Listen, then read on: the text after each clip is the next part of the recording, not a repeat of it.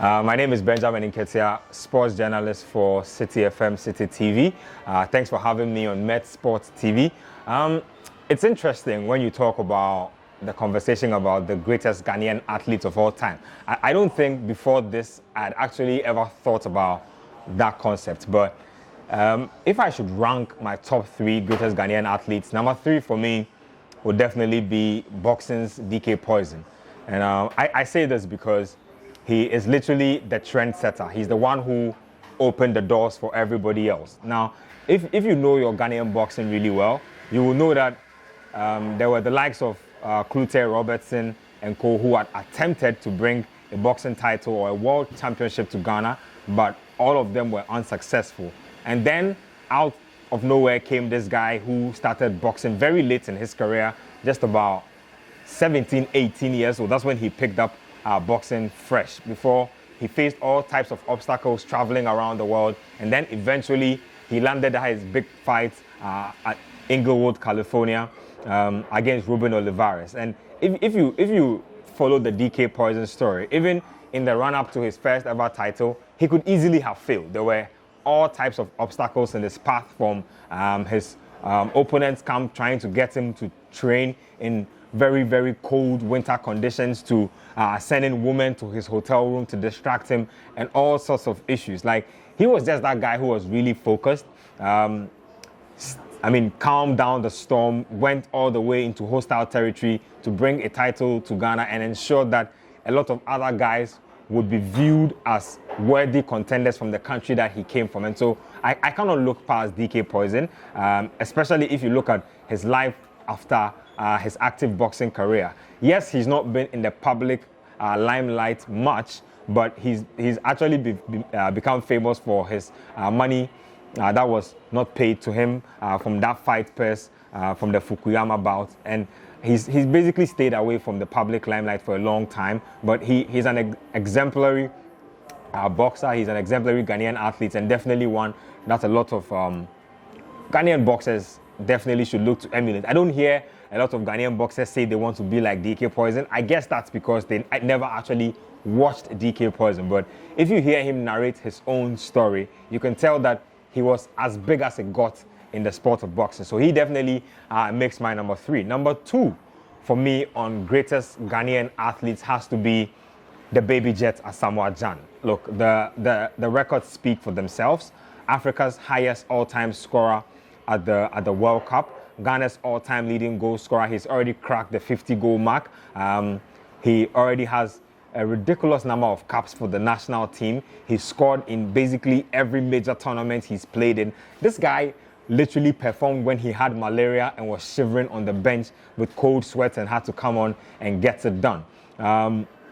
Again, he definitely has his own offsides, especially with regards to off-the-field issues. But I think that when you talk about Ghanaian legends, especially Ghanaian football legends, it's really, really hard to look past Asamoah Gyan, especially if you consider the fact that he came into Sunderland. I remember especially the Sunderland period, and a guy like Darren Bent, who was established at Sunderland, all of a sudden felt threatened by the amount of euphoria Gyan had brought into the club. He left all that behind him, went to the Gulf, played in Al Ain, and basically topped the scorers charts in back-to-back seasons, was scoring a goal literally every other game, went to China and also replicated that form before his form eventually dipped. But I really can't put it past him. In terms of craft as a footballer, left foot, right foot, his head, he did it all.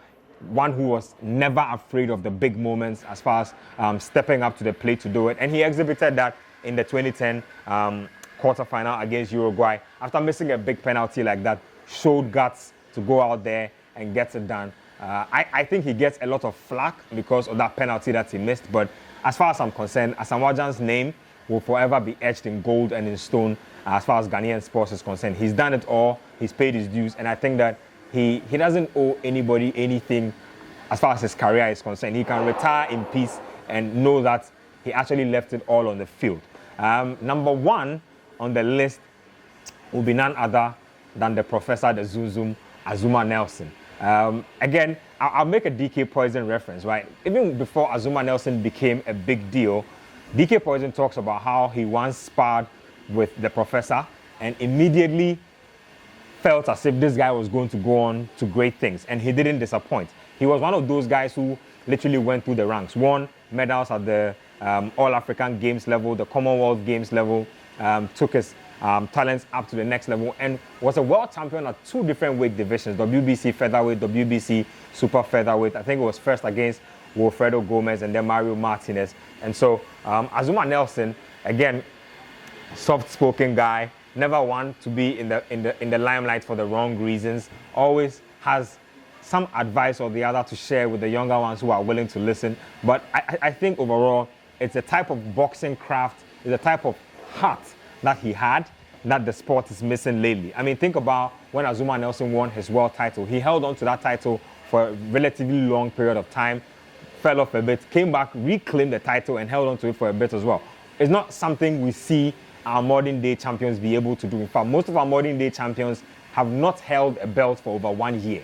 And that's just telling of the greatness of Azuma Nelson. First of all, the bit about winning 2 world championships in 2 different weight divisions, and then also going on to inspire an entire generation. In fact, BoxRec rates Azuma Nelson pound for pound top 40 among the greatest boxers of all time. I don't think anything speaks to his legacy and his greatness more than that, except the only thing denting his greatness currently is the fact that the Kaneshi Sports Complex, which was renamed the Azuma Nelson Sports Complex, has not lived up to its billing in terms of being a grandiose edifice that will edify the career of somebody who is that legendary. And so, yes, Azuma Nelson, the professor, definitely will be, for me, Ghana's greatest athlete of all time. He continues to walk the steps of a legend even after he has hung up his gloves long time ago, inspiring a lot of us boxing-wise, out of the boxing sport and all of that. And so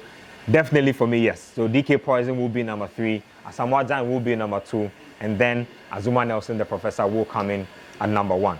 Definitely the greatest for me.